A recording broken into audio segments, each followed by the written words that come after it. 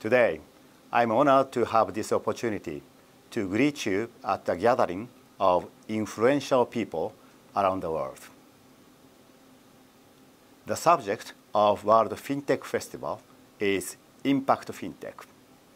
This is about how to resolve social issues by providing financial services utilizing new technologies. In this speech, I would like to introduce you to social issues in Japan and initiatives utilizing FinTech to solve them. As you might know, one of the most representative and difficult issues for Japan is aging. The first case is an approach to business succession in an aging society in Japan. There are numerous small and medium enterprises in Japan that have been run by a family for generations. In these companies, high-level technologies are handed down through a long, unbroken series of inheritances. And this technological capability can be said to be the source of Japan's economic growth. Many of the businesses operated by these companies are still doing well, contributing to the growth of the Japanese economy. With the aging of society, however, there are some enterprises that have no successors and have no choice but to go out of the business. In order to respond to this issue, some online platforms for M&A matching have been created in collaboration between FinTech companies and financial institutions that have access to small and medium enterprises.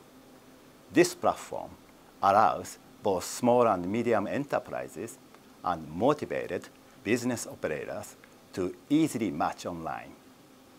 The second point is to ensure that users continue to have access to financial services amid shrinking face-to-face business channels. With the population declining, the number of customers visiting financial institutions' branches is also declining. Therefore, financial institutions must build a sustainable business model by using digital technologies, such as internet banking, to streamline physical sales offices. On the other hand, there are a number of people, such as the elderly and foreign workers, who require face-to-face financial services at the branches. In order to solve the issue of how to provide financial services to these people, a new form of financial services should be created. For example, there are financial institutions that have developed ATMs installed at convenience stores to provide a variety of services, such as account opening, eKYC, and foreign remittance services. In this way, FinTech can help to solve those social issues in Japan. But it is necessary to understand that we must focus on customers' experience first, rather than mere digitalization of existing businesses.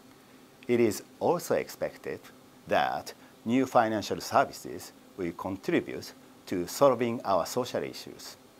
Since the transition to a new normal with COVID-19 is also an opportunity for such innovation, I hope that you will bring back various knowledge from this event and make use of it. Now, let me move on to another topic. I have already touched upon digitalization, which is one of the keys when considering the post-COVID society. Another key will be diversification of business locations. Given the rise of geopolitical, climate change, and natural disaster risks, financial institutions may need to consider having multiple business locations, not only on a global basis, but also in the Asia-Pacific region. Having multiple locations would mitigate these risks of a financial institution and help strengthen the resilience of the Asian and global financial systems at the same time. In this context, Japanese government is working hard to strengthen its international financial hub function.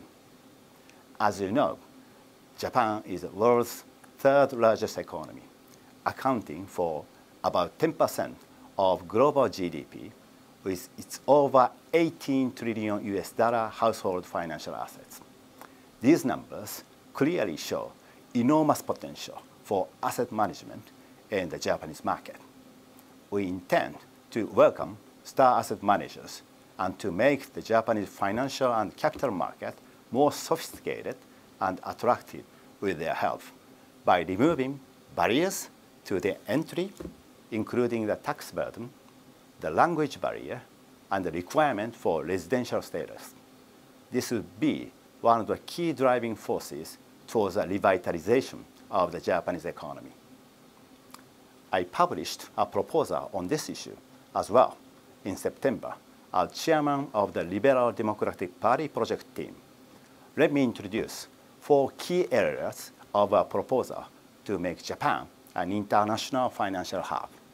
First, elimination of entry barriers for overseas financial companies, including providing broader administrative services in English by financial services agencies of Japan, and launching an organization to handle administrative services in English and expedite procedures, both of which had been already realized or announced in early November.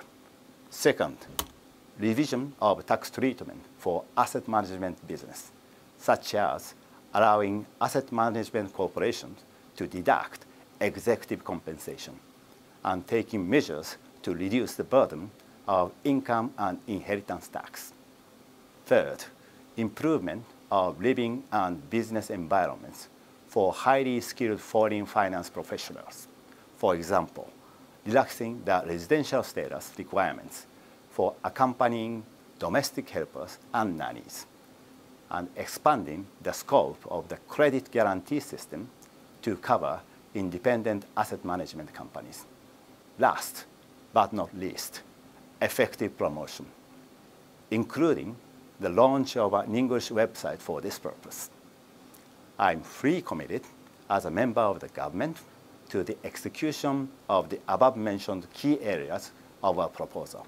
And I'm happy to announce that we'll soon be able to realize them and deliver them to you as a government policy package.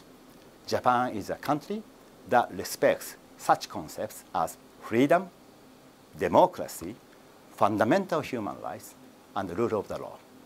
Keeping this in mind, given the rise of geopolitical risks, I would like to vigorously promote this initiative as a member of the government and as an individual aspiring to develop the financial industry so that Japan can play a key role in the international community. Thank you very much for your attention. I look forward to the active and fruitful discussions today.